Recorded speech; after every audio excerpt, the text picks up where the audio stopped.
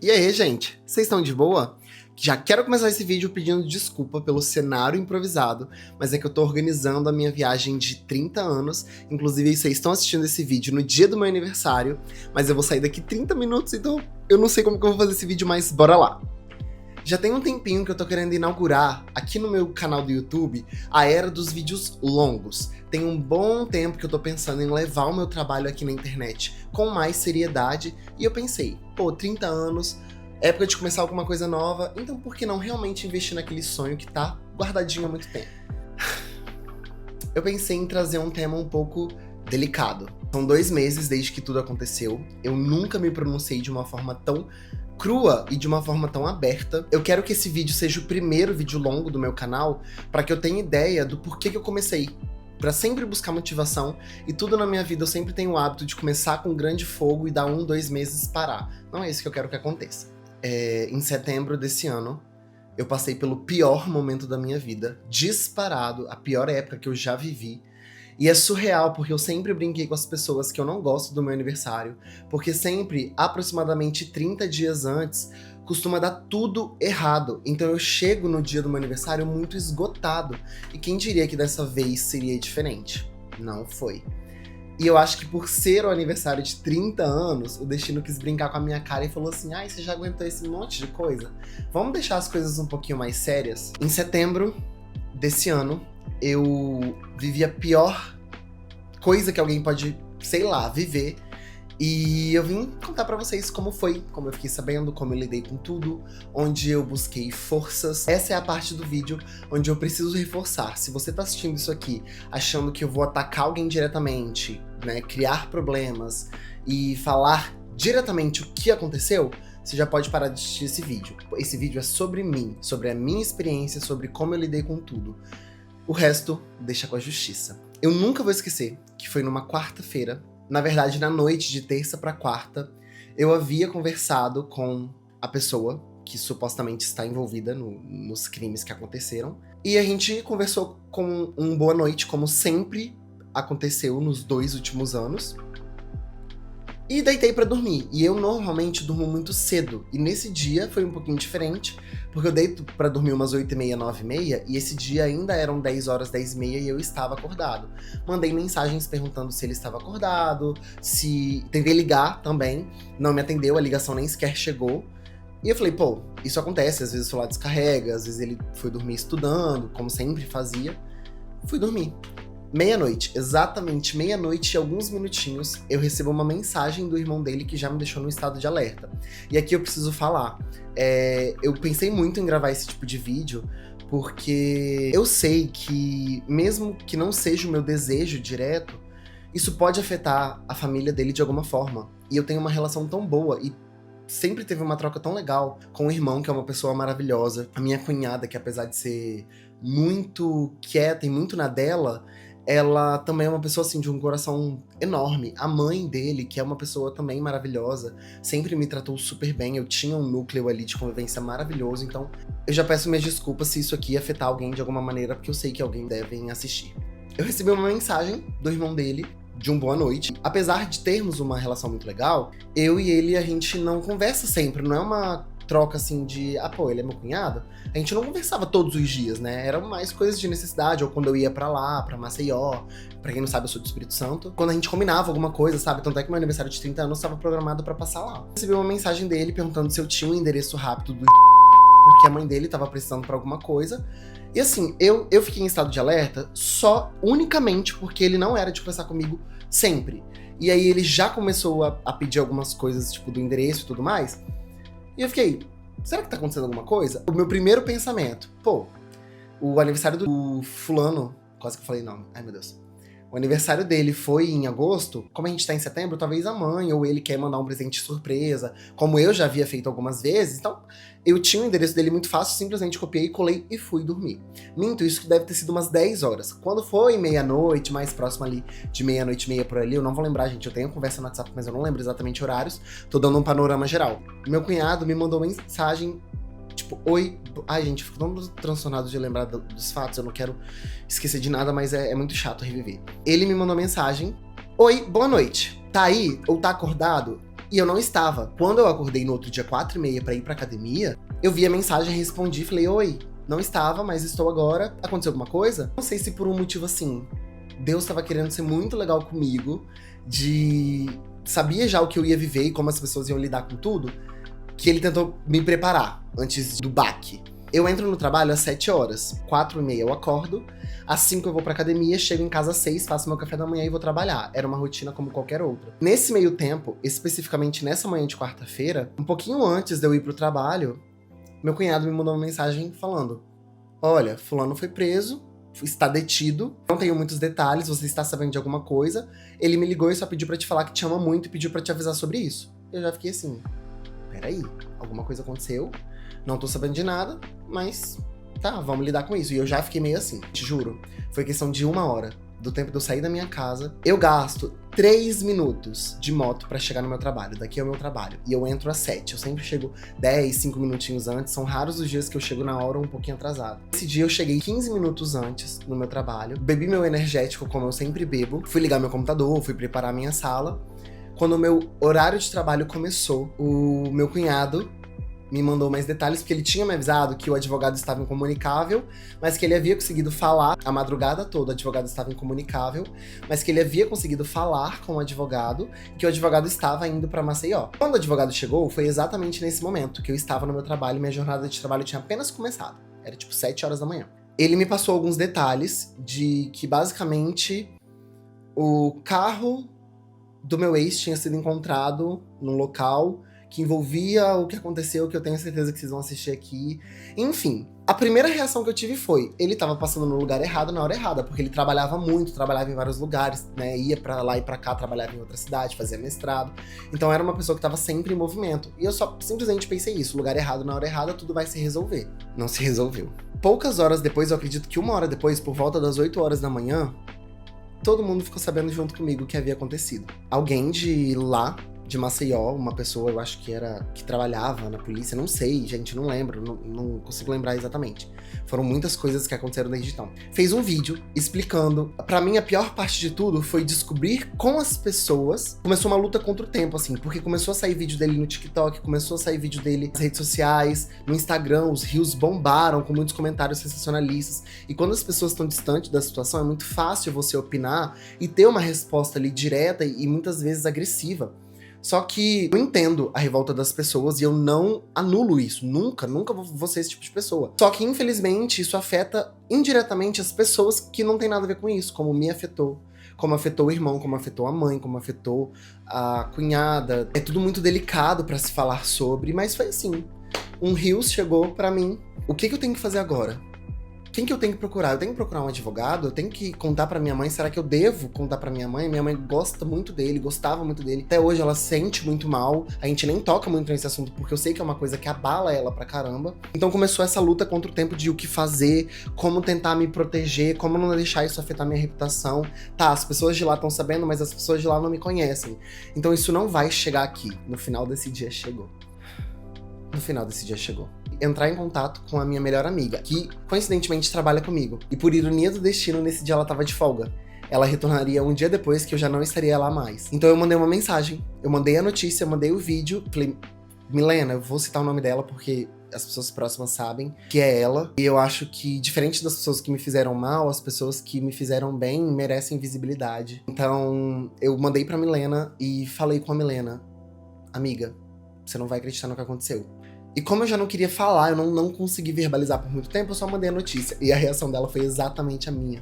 Mentira, não estou acreditando. E aí, o que eu mais gosto é que, apesar da gente se dar muito bem, a Milena é o total oposto de mim, porque a Milena é centrada, direta, e ela tem a ideia de, tipo assim, tá, isso aqui aconteceu, então já que isso aqui aconteceu, a gente tem que pensar de forma racional em como resolver. Já aconteceu, e eu gosto de florear, eu sou todo performático, eu fico assim, meu Deus, o que vai ser de mim agora? Não, ela sente, mas ela me ajudou, e era exatamente isso que eu precisava. Ó, senta aqui, vai ser isso, isso e isso. E foi onde ela começou a me ajudar, de certa forma. Fui conversando com ela, falei, Milena, se você vir mais alguma coisa, se você vir alguma coisa nas redes sociais que me envolvem, que tem algum comentário sobre mim, que, gente, só questão de tempo das pessoas começarem a me associar com o que tinha acontecido, né? Vou falar sobre isso também. E eu lembro de ter perguntado pra ela, eu falei, amiga, você acha que eu devo contar pra minha mãe? O que você acha que eu devo fazer agora? E ela falou comigo, vai embora, sai do trabalho, vai pra roça, vai pra sua mãe, conversa com ela pessoalmente que ela precisa saber, ela é a sua mãe. E eu, beleza, é isso que eu vou fazer. E nesse meio tempo, a minha chefe do setor, que é a Thaís, e como eu falei, eu vou falar de pessoas que me ajudaram e que me deram total apoio no momento, ela também estava em trabalho e ela tem um trabalho muito específico que ela faz que você não pode interromper, porque ela fica envolta diretamente com os pacientes, em consultas, então você não pode, tipo, ir lá, bater na porta, abrir e tudo mais. Em meio tempo, quando ela sai da sala, às vezes, pra beber água, pra pegar algum papel pra resolver alguma coisa, quando eu vi ela passando, eu só falei assim, te mandei uma coisa no WhatsApp, dá uma olhada quando você tiver tempo. E eu tinha encaminhado a notícia.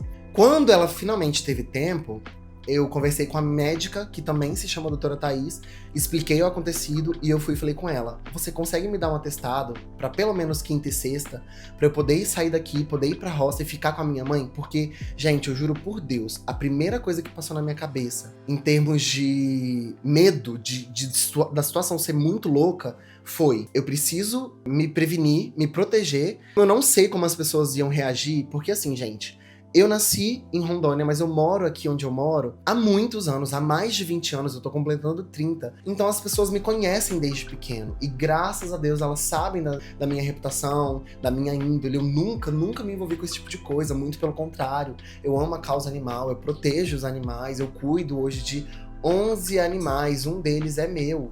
Um é da minha mãe, os outros são todos resgatados. De 11 cachorros no total, 2 são nossos, naturalmente, os outros são todos resgatados. Temos 4 gatos, um fica aqui na rua, 3 estão lá na roça. Então, assim, crianças, que é o meu público-alvo de atendimento no SUS, foi tudo tão delicado, tudo tão... me atingiu tão diretamente, sabe?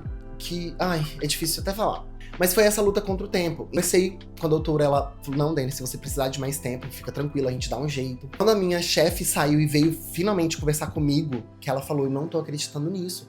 E ela ainda falou comigo, eu não sei como que você tá conseguindo trabalhar. E dias depois, ela também, a gente conversando sobre o assunto, né, ela também me falou, Denner, até hoje eu não sei como que você conseguiu trabalhar aquele dia. Gente, eu acho que medo de vir pra casa, ai, eu vou chorar. Medo de vir pra casa, de ficar sozinho e finalmente sentir que a ficha ia cair e não ter ninguém ao meu redor, só de pensar na ideia, contar pra minha melhor amiga, foi dar um jeito de ir pra minha mãe, e aí eu fui pra roça. Isso foi numa quarta-feira, eu conversei com a minha mãe pessoalmente, eu mostrei tudo pra minha mãe pessoalmente, e assim, eu acho que sempre fui muito de viver as coisas que eu sinto, as coisas que eu vivo, e de nunca omitir nada, mas... é a única parte da minha vida que eu só tô falando nesse vídeo, que eu provavelmente não vou falar mais com ninguém. Justamente sobre o quão difícil foi falar pra minha mãe. O quão difícil foi contar pra ela, olhar nos olhos dela. Ver que a gente teria que passar por aquilo, sabe? Porque minha mãe é a pessoa mais próxima que eu tenho. E ela é minha melhor amiga, assim, sabe? E além de ser minha melhor amiga, eu acho que... eu não sei se a vida brinca comigo às vezes. Eu não sei o que acontece. Mas eu tive pais que me aceitaram de uma forma tão bonita, tão natural. Até meu pai, que eu sempre achei que fosse uma pessoa muito conservadora e sempre tive medo de falar pra ele. E ele me aceitou tão bonito, sabe? Como pessoa gay, sempre aceitou os meus namorados, tanto a minha mãe quanto o meu pai. Então eu acho que a vida quis brincar comigo de tipo, como você já teve tudo que você sempre quis, como você tem uma família acolhedora que é tão raro no mundo gay, no mundo LGBTQIA+, vamos deixar você passar por isso só pra ver se você aprende um pouco e, enfim. Foi uma parte muito difícil de ter que olhar pra minha mãe, de ter que ver como que ela ia reagir, de ver os comentários que ela ia receber, porque ao contrário de mim, que recebi muitas coisas pelas redes sociais, então de certa forma eu fui protegido, as pessoas falaram e encaminhavam as notícias pra ela diretamente, os vídeos, os áudios dele que vazaram na internet, tiveram a coragem de mandar pra minha mãe. E se eu pudesse proteger ela de tudo isso, de tudo que aconteceu, eu nunca vou esquecer das pessoas que dificultaram uma parte da minha vida que já tava muito difícil. Eu não tô falando isso em tom de ameaça, eu não tô falando isso em tom de querer atacar alguém diretamente. Eu nunca vou esquecer das pessoas que dificultaram o meu caminho e que deixaram esse momento difícil ainda mais difícil. Seja me atrapalhando indiretamente em relação a trabalho, em relação ao que eu sou, em relação ao que eu faço pra viver, em relação à vida pessoal. Essa conversa com a minha mãe foi muito difícil. Só que no primeiro dia eu fui dormir tranquilo, porque ninguém daqui sabia. Só as pessoas que precisavam saber, que são os meus amigos próximos. Porém, gente, os 2 próximos dias foi onde a ficha começou a cair. Por quê? Começou a vincular na quinta-feira pela manhã que ele havia conversado com alguém e saiu no TikTok, saiu nas redes sociais, nos comentários, que ele é uma pessoa soropositiva. E de todas as coisas que eu nunca soube, essa era uma parte que ele nunca me escondeu. Tanto é que nós fazíamos tratamento juntos, eu fazia o uso da PrEP pelo SUS, ele fazia acompanhamento há anos. Então, assim, todas as mentiras que eu fui descobrindo, essa nunca foi uma questão. Me senti diretamente atacado porque começaram a falar comigo. Você já fez o teste? Todas as pessoas que nunca conversaram comigo, porque eu entendo, na naturalidade, as pessoas que convivem, que se preocupam comigo, de se preocupar em querer saber da minha saúde, se eu sabia ou não, em querer me ajudar de certa forma. Nunca me procurou pra nada, nem pra um momento bom, nem pra um momento ruim. Começou a me falar, você fez o teste, você tem certeza, isso. E o que mais me doeu é Vila Valério, a gente conhece, né, cidade pequena, o povo vai falar, isso me dói muito. Eu comecei a receber relatos de pessoas próximas que estavam falando sobre mim, que ia respingar no meu trabalho, que de certa forma isso ia me machucar, que ia impedir com que eu trabalhasse. E, gente, eu tive que fazer teste de HIV e eu tive que divulgar uma parte que era só minha e que também era só dele. Do dia pra noite, foi exposta sem preparo, não tive preparo nenhum. E eu odeio ter que me posicionar sobre isso, porque era uma coisa minha que agora o mundo todo sabe. Na quinta-feira, o que eu mais temia aconteceu, que enquanto eu fui trabalhar na quinta, mas eu passei no meu local de trabalho pra ver meus amigos, porque eu tava me sentindo muito sozinho em casa. E dentro desse período, eu comecei a receber tanta mensagem de apoio, eu comecei a receber, sabe, de amigos mesmo. Quando minha cidade ficou sabendo, que foi na quinta-feira pela manhã, eu comecei a receber muitas mensagens de apoio e eu também nunca vou me esquecer das pessoas que estiveram lá por mim. Pessoas que eu até perdi contato, pessoas que eu não conversava. Gente, pra vocês terem ideia, o barbeiro, que nem é meu amigo pessoal, me mandou mensagem. Sabe? Então assim, eu falei, cara, o mundo ainda tem gente boa. O mundo ainda tem gente que se preocupa. Eu não fui trabalhar, mas eu passei lá pra ver minhas amigas, elas sempre preocupadas em como eu tava. A minha mãe simplesmente me liga e fala, filho, a cidade toda já sabe. A minha patroa veio conversar comigo falando que ela tinha recebido, que perguntaram se era seu ex. Eu tô te falando porque em algum momento vai chegar no seu ouvido e ela sabe o quanto que isso me afeta, então eu respirei fundo e falei, bora lidar com isso. Me doeu muito, porque logo depois essa patroa da mamãe também me mandou um relato no Instagram. A mamãe chegou chorando muito no trabalho e que a mamãe acabou contando pra ela o que tinha acontecido. Tinha pedido segredo porque ninguém podia saber. E aí isso foi na quinta pela manhã, na quinta tarde, a patroa dela procurou a minha mãe e falou, olha, só pra você saber que tá todo mundo sabendo. Não sei até hoje como que isso veio sair aqui, porque foi uma coisa que aconteceu lá em Maceió. Entendo que tem redes sociais, mas eu achei especificamente muito doido que tenha acontecido tão rápido, que não foi esporádico, que muita gente ficou sabendo. Até hoje muitas pessoas só sabem do fato isolado, mas não sabem do histórico que foi saindo depois, porque até na sexta-feira à noite, gente, começou a sair tanta coisa, eu comecei a receber tanto vídeo, tanto áudio. A pior parte é que teve um áudio específico que ele falava de parceiro. As pessoas no TikTok começaram a me associar, porque um grandíssimo filho da puta, que eu também descobri depois de um mês quem foi em um vídeo. Os alunos dele fizeram vários vídeos no TikTok e estão lá até hoje, né? Em um desses vídeos mais viralizados, uma pessoa fez um fake, uma pessoa daqui da minha cidade teve a coragem de fazer um fake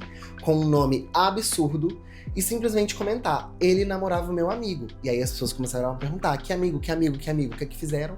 Colocaram o meu arroba lá. E aí, ó, começou a enxurrada de pessoas me associando ao que tinha acontecido por conta de um áudio. Sendo que o áudio que saiu, pelo que eu li nas notícias, supostamente esse áudio foi gravado anos antes de eu conhecer. Então não tinha nem como eu estar envolto. Tanto é que pela justiça, eu não devo nada, não aconteceu nada. Tanto é que eu estou aqui, estou livre, não estou respondendo por nada, não fui privado de usar celular, não fui privado de usar redes sociais. Então, ó, tô aqui, tá, gente? E é isso, assim.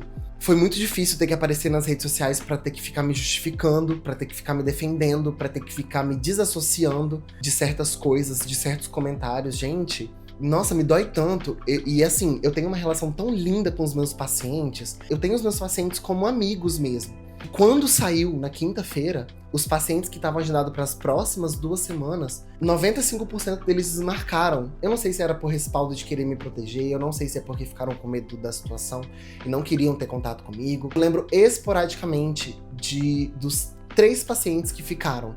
Dos 3 pacientes que naquelas próximas 2 semanas ficar. Isso aqui não é também pra atacar ninguém não, tá? Foi tudo tão absurdo que eu super entendo o fato das pessoas estarem receosas, estarem preocupadas, estarem com o pé atrás. Não tô atacando quem quis se desvincular de mim. E de todos esses pacientes, como os outros dois, eu não vou citar porque eu não sei se eu posso falar o nome deles, mas eu tenho uma em específico que eu sei que ela não vai ligar, é a Adria. A Adria me deu tanto apoio, gente, tanto apoio. A Adria me viu crescer. Ela, mais do que ninguém, já foi minha vizinha, ela sabia da minha índole, ela sabia do meu caráter. Ela achou tão absurdo quanto eu o fato das pessoas estarem me associando a isso. E eu lembro muito que isso foi numa quinta-feira, quando a minha cidade toda ficou sabendo. Na segunda, ela tava lá na clínica. Ela fez questão de voltar. Também nunca vou esquecer a subsecretária de saúde. Eu tenho também que citar o nome dela, que é a Catiúce, porque quando ela entrou em contato comigo, ela foi tão humana. Ela foi tão humana.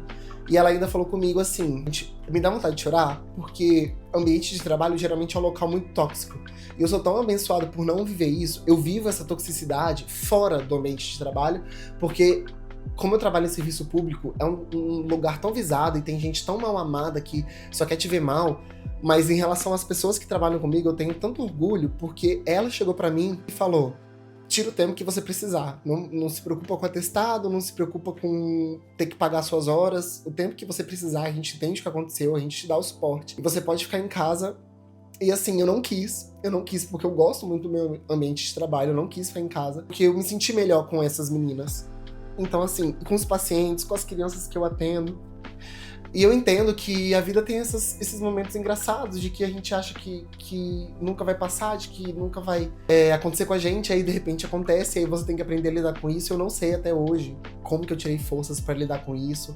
Eu não sei até hoje como que eu consegui superar isso sem pensar em bobeira, sem pensar em besteira. Mas eu sou tão grato porque a minha mãe esteve comigo o tempo todo, ainda está, ela me apoia, ela participa dos vídeos comigo, ela grava conteúdo comigo, ela faz tudo que ela pode por mim. Hoje eu tô indo viajar, mas ontem ela comprou um bolo de aniversário pra gente comemorar junto, porque no dia especificamente eu não estarei com ela. Toda vez eu tento viajar pra me dar de presente alguma coisa, e nos 30 anos não seria diferente. Mas mais do que nunca eu sinto que eu preciso desse release, sabe? Então é isso, o relato é esse. Outras coisas que eu não posso comentar, porque são coisas muito diretas, são mensagens muito diretas que eu recebi. Eu sinto que eu fui muito injustiçado no meio disso tudo, porque gente, não é me colocando num lugar de pedestal, mas eu sinto que eu não merecia o que aconteceu, sabe? De ser vinculado, de ter o meu caráter, duvidarem do meu caráter, de duvidarem da pessoa que eu sou, até porque eu sou tão transparente, sabe? Eu uso as minhas redes sociais sem filtro, eu mostro realmente como eu sou com as pessoas, como eu gosto do meu trabalho, como eu gosto das coisas. Tanto é que eu decidi tatuar amor no rosto, e eu tatuei uma frase no pé no mesmo dia, que diz: eu quero ser conhecido pelas coisas que eu amo, não pelas coisas que eu odeio. Eu não quero ser conhecido pelas desgraças que me aconteceram. Eu quero ser conhecido pelas coisas que eu amo. É isso. Beijo e até o próximo vídeo. Espero que vocês gostem.